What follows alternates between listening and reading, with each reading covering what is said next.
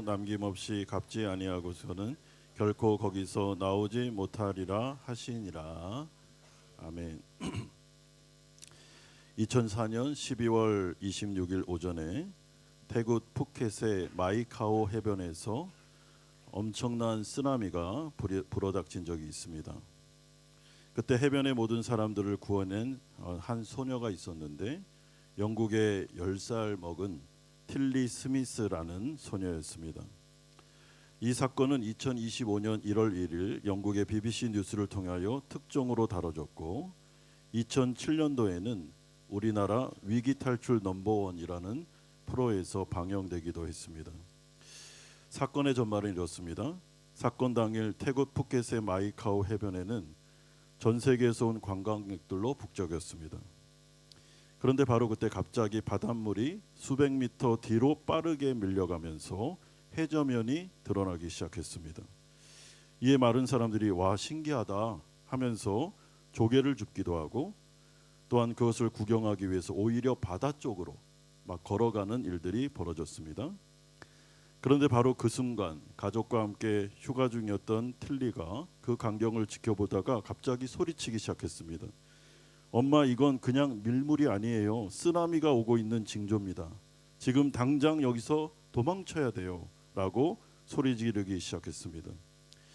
왜냐하면 틸리라는 이 아이는 불과 2주 전에 학교 지리학 수업에서 쓰나미의 전조 증상에 대해서 배웠고 그 상황을 보면서 그때 배운 그 내용이 기억이 났기 때문에 그렇습니다. 그런데 너무나도 다행스러운 것은 엄마와 호텔 직원 그리고 안전요원들이 이 꼬마 아이의 경고의 메시지를 심각하게 받아들였고 그래서 해변의 관광객들을 급히 대피시키므로 쓰나미를 피할 수가 있었습니다. 여러분, 이 당시 이 쓰나미를 몰고 온 지진은 전 세계적으로 22만 명의 목숨을 앗아갈 정도의 엄청난 지진이었고 쓰나미였다고 합니다. 그러므로 다행스러운 것은 틸리가 있었던 마이카오 해변에서는 단 한 명의 사명자도 나오지를 않았습니다.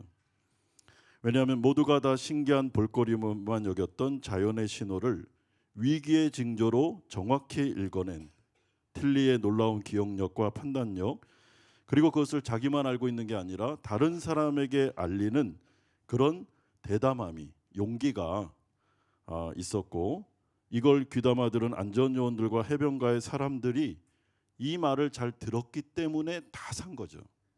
그러니까 놀라운 사건이었고 그래서 2005년 1월 1일 영국 BBC 뉴스가 대서특필했고 우리나라에서도 이것을 반영한 것입니다.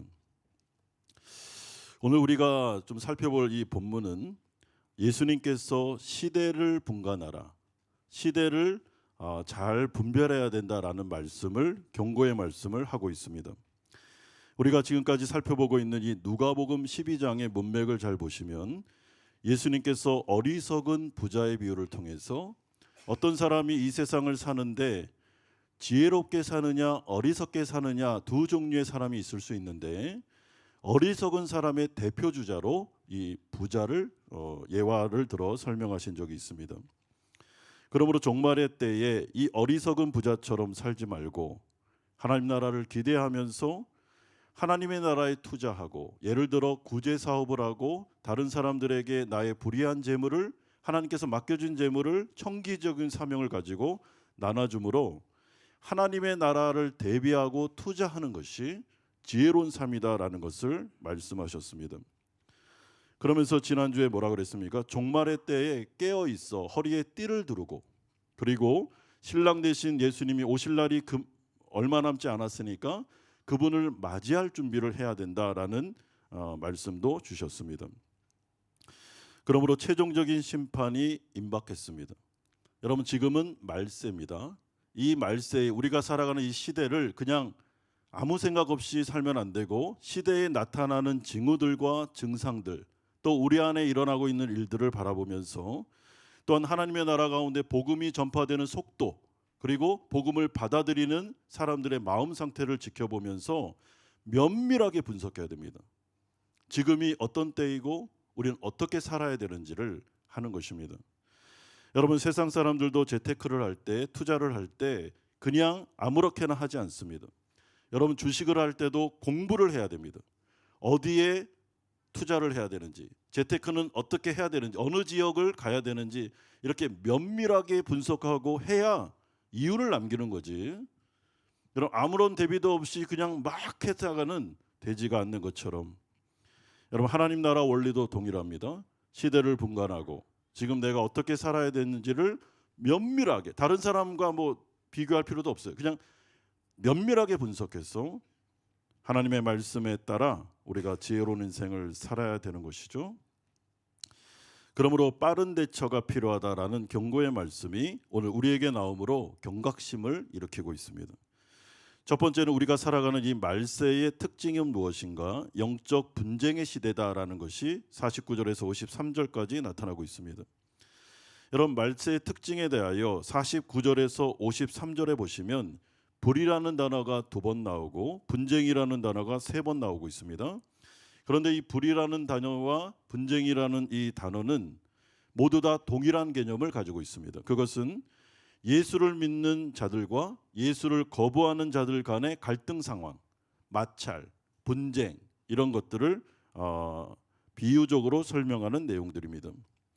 그러므로 당연히 성도들은 불신자들로부터 핍박을 경험할 수밖에 없고 고난을 감수할 수밖에 없는 상황이다. 우리가 살아가는 이 시대가 그런 시대다라고 말씀하고 있습니다.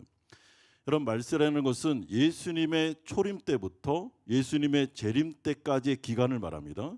이 기간에는 예수 믿는 자들은 예수 믿지 않는 자들과 화평을 이루고 싶지만 불화할 수밖에 없는 상황임을 예수님이 경고하고 있는 겁니다. 그러므로 이 갈등과 분쟁의 상황에 대해서 아주 작은 단위 가정 안에서도 이런 일이 벌어진다라고 하면서 52절에서 53절은 이렇게 예를 들고 계십니다. 이후부터 한 집에 5사람이 있어 분쟁하되 셋이 둘과 둘이 셋과 하리니 아버지가 아들과 아들이 아버지와 어머니가 딸과 딸이 어머니와 시어머니가 며느리와 며느리가 시어머니와 분쟁하리라. 세상의 관계성 안에서 가장 화목해야 되고 가장 화평해야 되며 가장 사랑해야 될 관계성 안에서마저 여러분 이런 일들이 벌어지기 때문에 여러분 그렇다면 우리가 다니는 직장과 사회 안에서 여러분 당연히 이거는 마찰과 분쟁은 당연히 감수할 수밖에 없다라는 이야기를 강조해서 극화시켜서 해주는 것이죠. 따라서 말세를 살아가는 우리는 어떤 영적인 대비를 하며 살아야 되는가? 예수 믿는 것으로 인하여 가정 안에서 직장과 사회 안에서 예수 믿지 않는 자들과 갈등 상황, 가치관의 대립이 발생할 수 있다는 것을 알고 대비하되 절대로 타협하거나 신앙을 포기해서는 안 된다라고 강조해주고 있습니다. 그러므로 예수님은 오늘 이 본문과 같이 맥을 같이 하는 마태복음 10장 35절에서 37절에 이렇게 강조하십니다. 내가 온 것은 사람이 그 아버지와 딸이 어머니와 며느리가 시어머니와 불화하게 하려 함이니 사람의 원수가 자기 집안 식구리라. 아버지나 어머니를 나보다 더 사랑하는 자는 내게 합당하지 아니하고 아들이나 딸을 나보다 더 사랑하는 자도 내게 합당하지 아니하며. 여러분 이 말씀을 잘 이해하셔야 되는데 신앙의 이유가 아닌 불손한 태도로 어머니와 아버지, 시부모님에게 잘못하는 것은 여러분 그렇게 하면 안 되는 것입니다. 그 말을 하는 게 아니죠. 지금 하고 있는 말은 신앙의 문제입니다. 신앙의 문제. 예를 들어서 믿는 며느리가 믿지 않는 가정에 간 것입니다. 그런데 시부모님이 이 며느리에게 너 오늘부터 교회 가면 안 돼. 한 가정에 2종교가 있으면 안 돼 하면서 딱 이야기를 했을 때 어떻게 할 거냐는 거죠. 그런 일이 벌어졌을 때 여러분 그거는 당연하게 여기고 이 가운데 지혜롭게 행동하되 어떻게 해요? 절대로 타협하지 말고 신앙을 포기하면 안 된다는 거예요. 그런데 우리가 이 세상을 살아가다 보면 쉬운 일이 아니죠. 여러분 그렇게 신앙이 좋아 보였던 청년들이 대학만 졸업하고 직장에 들어가면 어떻게 합니까? 쉽게 신앙을 포기하고 세상과 타협하는 이유가 무엇입니까? 여러분 예전에 좀 이제 오래전인데 저희 형이 IBF라는 대학을 다닐 때 그 기독 청년회를 다녔습니다. 그런데 그 졸업을 하고 난 다음에 저희 형이 이제 직장을 다니면서 저에게 한 말이 아직도 기억이 납니다. 왜 우리 선배들은 IBF 때 그렇게 열심히 뭐 대학 복음화를 위해서 하나님의 나라를 위해서 외쳤던 그들이, 또한 나의 동료들이, 나의 친구들이 졸업하고 직장만 가면 왜 다 넘어지는지, 왜 교회를 안 나오고 그 가운데 문화에 젖어서 세상에 빠져서 사는지 잘 모르겠다고 저희 형이 저에게 한탄한 얘기를 들은 적이 있습니다. 그렇게 신앙이 좋았잖아요. 대학 다닐 때는 그렇게 좋았잖아요. 여러분, 우리 고등학교 다닐 때 고3 입시할 때는 그렇게 기도 열심히 했잖아요. 대학에 보내달라고. 대학에 가면 교회 안 갑니다. 한국에 가면 교회 안 가요. 여러분, 그렇게 신앙생활 젊었을 때 열심히 했는데 믿지 않는 가정에 딱 들어가니까 당연히 교회 가지 말라고 하니까 안 가는 겁니다. 직장에 들어가 상사들의 말에 순종함으로 교회를 포기하고 예배를 포기하는 일이 다반수가 아니느냐라는 이야기. 이게 바로 우리가 살아가는 이 시대의 여러 가지 영적인 상황들인데, 이럴 때 어떻게 하겠느냐, 예수님께서 우리 가운데 말씀하고 있는 것입니다. 여러분, 그렇다면 왜 이런 신앙의 갈등은 발생할 수밖에 없을까요? 예수님은 50절을 통하여 그 이유가 바로 십자가 복음 때문이다라고 강조하고 계십니다. 나는 받을 세례가 있으니 그것이 이루어지기까지 나의 답답함이 어떠하겠느냐. 여러분, 예수님이 받을 세례라는 것은 예수님께서 죄인인 우리의 죄를 대신하여 십자가에 죽으신 사건을 말합니다. 그렇다면 이러한 십자가 복음이 왜 예수 믿지 않는 자들에게는 그렇게도 받아들일 수 없는 혐오스러운 것일까? 여러분, 한번 생각해 보십시오. 우리의 죄를 위하여 예수님이 십자가에 아무 대가 없이, 우리에게 뭘 요구한 게 없어요. 예수님이 스스로 우리의 죄를 사해 주시고, 예수님만 믿고 영접하면 모든 축복을 다 주고 영생도 주고 천국의 기업도 주는데, 왜 세상 사람들은 십자가 복음을 거부하느냐라는 것입니다. 여러분, 우리가 생각할 때 이 십자가 복음을 들으면 세상이 놀라고 쌍수를 들고 환영해야 되는 거 아니겠습니까? 그런데 왜 그토록 많은 사람들이 십자가를 모욕하고 십자가 복음을 전할 때 복음 전하는 자들을 무시하며 조롱하며 핍박하는 것일까? 여러분, 그 이유는 세상 사람들이 영적으로 교만하여 예수 그리스도의 십자가 죽음을 인정할 수 없기 때문에 그렇습니다. 성경에 뭐라 그럽니까? 영적인 맹인들이다. 눈이 감겨져 있고 영혼이 죽어 있기 때문이다라고 진단하고 있습니다. 그러므로 그냥 기독교가 싫은 겁니다. 여러분, 가서 이렇게 전도를 할 때 이렇게 전도를 주면 막 싫다고 막 이렇게 합니다. 왜 싫으냐고 물어보면 잘 몰라요. 여러분, 사실 기독교가 뭔지 잘 모릅니다. 그냥 교회가 잘못하니까 그걸 어디서 주워들어서 선입견을 갖고 편견을 가진 거죠. 물론 교회가 잘못한 게 많습니다. 그러나 그것을 떠나서 여러분, 전도를 해보면 저의 마음속에 어떤 마음이 드냐면, 아니 당신의 영혼을 지금 다루는 문제인데 누군가의 말을 듣고 그렇게 반응하면 안 되지라는 말이 여기까지 올라와요. 당신이 직접 기독교가 뭔지, 성경이 뭔지, 복음이 뭔지를 정확하게 알아보고 선택을 하라는 말이 막 올라오고 싶어요.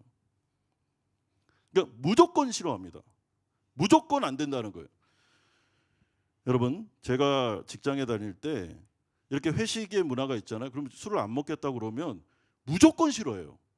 이해가 안 됐어요. 아니, 나는 사이다 마시면 되잖아요. 당신들이 맥주 마실 때 나는 콜라 먹으면 되고, 뭐 소맥 먹을 때 나는 콜사 먹으면 되고, 콜라랑 사이다 섞어서 먹으면 될 거 아니에요. 왜 싫어하는지를 모르겠어요. 왜 싫어하는지를. 이렇게 하면은 뭐 우리 분위기 흐리고 너 때문에 분위기 망쳤고 막 이런 얘기를 하는데 참 이해가 안 되더라고요. 여러분들이 이해가 되십니까? 잘 되실 것 같아요. 경험해 보셔서. 여러분, 그러니까 그냥 기독교가 귀찮고 저급스럽고 짜증나고 예수쟁이가 싫고, 그런데 더 중요한 이유는 이들은 이미 영적으로 죽어 있기 때문에 자신의 주인이 자기가 되고 싶어요. 여러분, 아담과 하와가 타락했을 때 그들이 유혹에 넘어간 첫 번째 주제가 뭐냐면 너희들이 하나님처럼 될 수 있다는 거였습니다. 너희들이 하나님처럼 될 수 있는 기회가 있어. 하나님의 말씀만 거역하면 돼. 그러면 내가 너희에게 무한정한 능력과 자유를 줄 거다. 너희 멋대로 살 수 있도록 자유를 줄 거야 라는 말에 속해서 넘어간 겁니다. 그리고 타락한 거죠.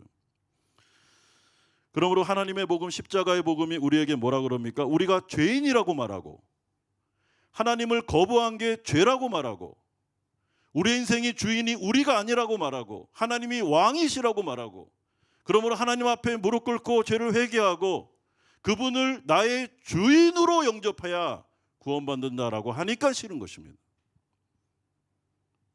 누가 내 주인이야? 내 인생의 주인은 안 돼.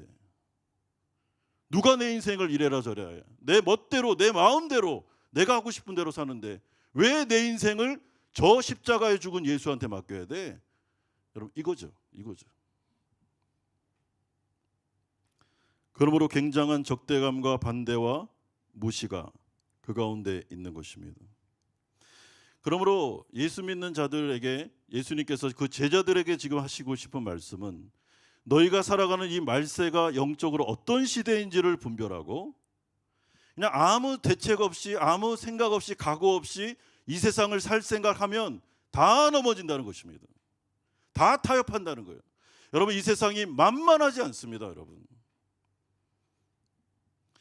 여러분, 저는 짧은 직장 생활을 해봤지만 여기 직장에 30년, 40년 다니신 분들은 대단한 분들입니다. 진짜 존경합니다.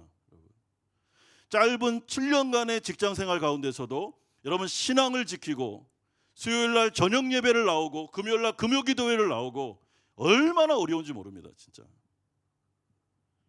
무시당하고 말도 안 된다고 그러면은 세상 살 수 있냐고 말하고 그러면 네가 승진할 수 있을 것 같아? 여러분 온갖 말이 들려옵니다. 여러분 얼마나 많은 얘기를 들은지 몰라요. 우리 동기들한테 나대리 그렇게 살면 안 돼. 그렇게 하면 승진도 못하고 그렇게 하는 거 아니야.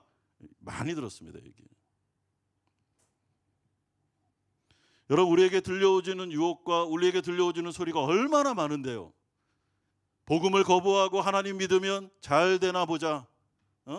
하나님 믿으면 뭐 먹고 사나 보자. 뭐 별 소리가 다 들리는데 그리고 실제로 핍박이 오는데요. 시댁 식구들이 못 가게 하고 여러분 이 가운데 아무 생각 없이 그냥 막 세상이 좋아서 가면 여러분 백전백패라는 것입니다. 예수님 뭐라 그럽니까? 마음을 단단히 먹고 절대로 타협하지 말고 어머니와 아버지를 나보다 더 사랑하면 그거는 아니니까 어머니와 아버지를 구원하려면 네가 먼저 제대로 신앙생활하고 그리고 나중에 그 부모님에게 복음을 전하라고 여러분 말씀하고 있습니다. 여러분 제자들에게 단단히 마음을 먹으라는 거예요. 단단히. 너희들이 지금 이리때 가운데로 양을 내가 이리때 가운데로 보내니까 그냥 약한 마음 먹고 이런 식으로 신앙생활 할 생각 하지 말라는 거예요. 말세는 그런 때가 아니라고 말씀해주고 있습니다. 여러분 사회생활 사업도 마찬가지죠. 선교하는 기업으로 말은 좋죠. 여러분 이 경쟁 사회에서 이 불안전한 사회에서 여러분 모든 것들이 다 실력과 경쟁과 인맥과 이 모든 것들로 돌아가고 있는 이 사회에서 하나님의 선교하는 기업을 믿음으로 이루겠다. 여러분 사탄 마귀가 비웃습니다. 하나님 앞에 와서 진짜 각오하고 완전히 그냥 몰입하고 기도로 목숨을 걸고 하지 않으면 여러분 사업 성공도 어렵고 선교하는 기업은 더더욱 어려운 것입니다. 그러므로 이 말세의 특징을 잘 기억하라라고 말씀하시면서 두 번째로는 이 말세 시대를 분간하라라고 54절에서 56절을 말씀합니다. 여러분 56절에 말세라는 이 시대를 잘 분간하라라는 이 권면인데요. 외식하는 자여 너희가 천지의 기상은 분간할 줄 알면서 어찌 이 시대는 분간하지 못하느냐라고 말합니다. 여러분, 외식하는 자라는 것은 이 시대의 바리새인들, 종교 지도자들을 말하죠. 여러분, 이들은 실제로 신앙이 없는 자들인데 신앙이 매우 좋은 것처럼 착각한 사람들입니다. 불신자입니다. 그러니까 지금으로 말하면 목회자요, 교회 리더들인데 실제로 그들의 마음속에는 하나님이 없어요. 그냥 교회를 운영하는 겁니다. 그리고 그 마음속에 탐심이 있고 우상 숭배자들이에요. 이 외식하는 자들에게 말하는 거죠. 따라서 이들은 겉으로는 하나님의 나라를 기다리는 자들처럼 보였지만 사실 그들의 중심에는 탐심으로 가득 찬 어리석은 부자와 같은 우상 숭배자들이었고, 그러므로 이들의 문제는 전혀 시대를 분간할 줄 모르는, 완성될 하나님의 나라와 그의 최종 심판에는 관심이 없는 자들이었습니다. 오로지 이 세상에만 관심이 있어요. 여러분, 내가 내 마음속에, 내 생각 속에 일주일의 인생을 사는데 하나님의 나라에 대한 관심이 별로 없고 정말 99.9%가 온통 이 세상이다. 어떻게 돈을 벌지? 어떻게 출세하지? 어떻게 대학에 붙지? 어떻게 뭐 하지? 여러분, 그게 나쁘다는 말이 아니고 온통 그 생각만 하고 있다라고 하면 신앙을 의심해 봐야 됩니다.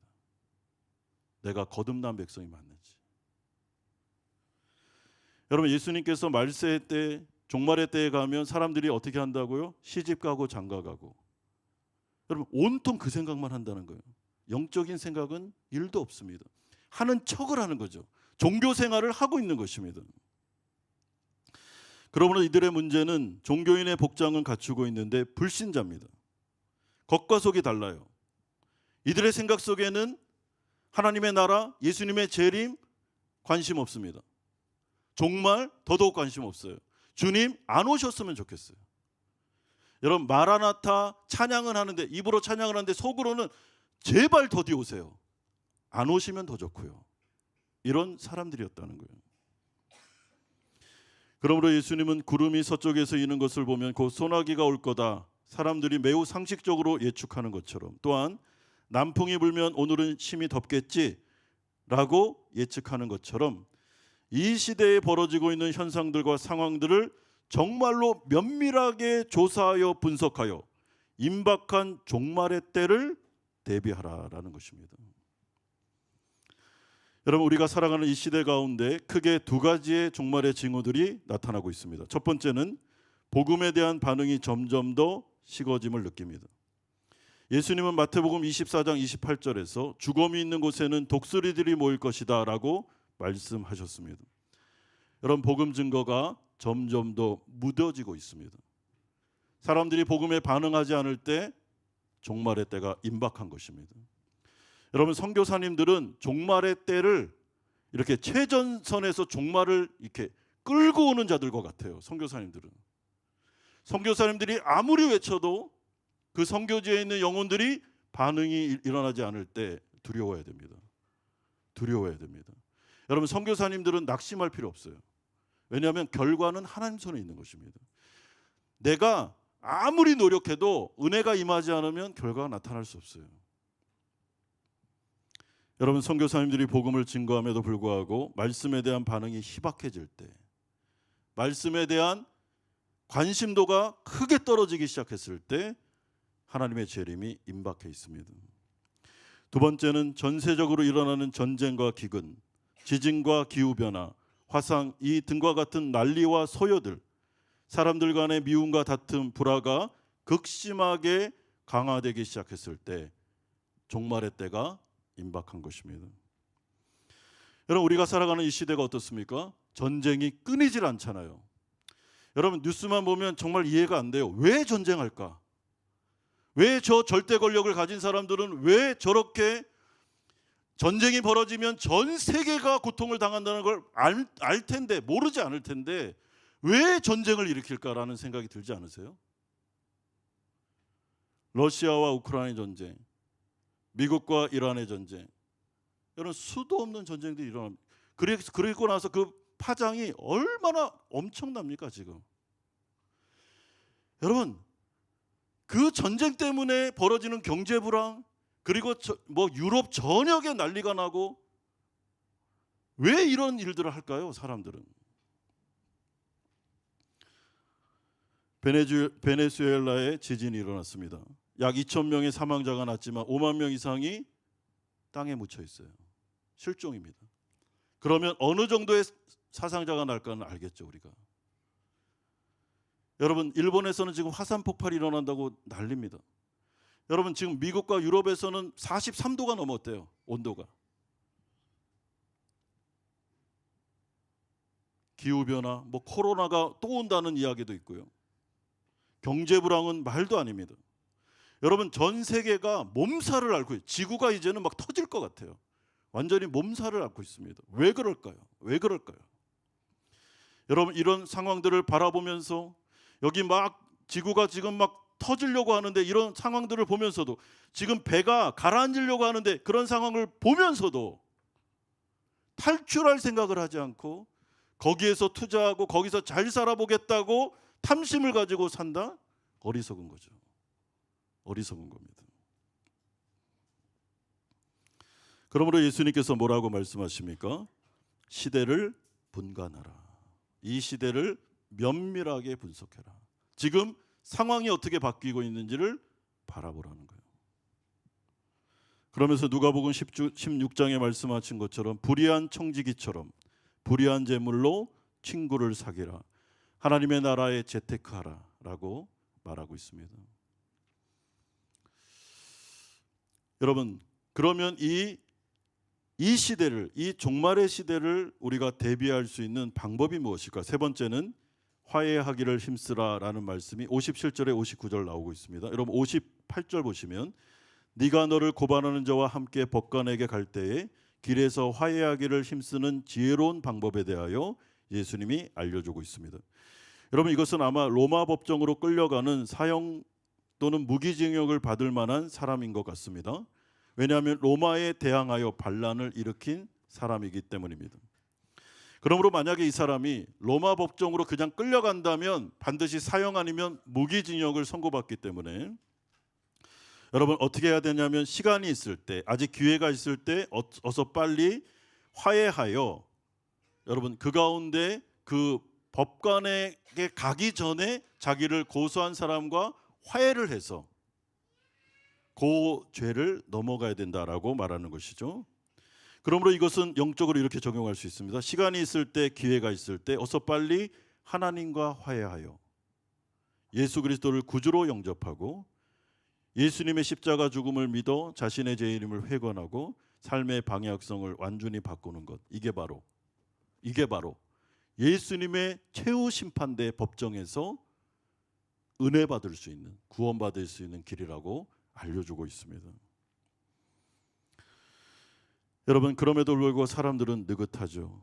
우리 역시 느긋하지 않습니까? 마치 예수님이 안 오실 것처럼, 아니 더 정확하게 말하면 안 오셨으면 좋겠다라는 심정으로 이 세상에 함몰되어 살아가는 것은 아닙니까? 여러분, 우리가 걱정해야 되는 것은 어쩌면 노후 걱정이 아니라 영혼에 대한 걱정일지도 모릅니다. 여러분, 그런 생각을 저는 좀 해보는데, 이 말씀을 준비하면서 좀 그런 생각을 해봤는데, 노후 걱정? 내일 주님 오시면 어떡해? 필요가 없는 거예요. 물론 지혜롭게 해야 되겠지만은, 그러므로 다시 허리에 띠를 두르고 정신을 차리고 깨어서 하나님 맞을 준비를 하고 우선순위를 영혼을 먼저 대비하고 하나님의 나라를 준비하고, 그리고 그 가운데 믿음으로 이 세상을 사는 거죠. 남은 기간을 믿음으로 살아가는 것입니다. 그럴 때 하나님께서 영적인 은혜와 축복을 주실 뿐만 아니라 이 세상을 살아갈, 우리가 죽는 그날까지, 아니면 예수님 재림하는 그 순간까지 살아갈 수 있는 그 삶도 하나님께서 믿음으로 채워주실 줄로 믿습니다. 다시 영적으로 정신을 차리십시다. 다시 생각해 보십시다. 우리의 영적인 긴장감을 놓지 마십시다. 하나님의 나라를 위하여 다시 회복되는 시간이 되시기를 주 예수 그리스도의 이름으로 축원드립니다. 기도하겠습니다. 아버지 하나님, 우리에게 오늘 이 말씀을 주셨습니다. 하나님의 이 말씀을 우리가 마음에 받아들이고 이제 찬양을 하며 하나님께 나아가 다짐하는 기도를 할 때 성령이여 우리 가운데 임하셔서 우리의 찬양을 받으시며 기도 가운데 응답하여 주시옵소서. 예수 그리스도의 이름으로 기도드리옵나이다. 아멘.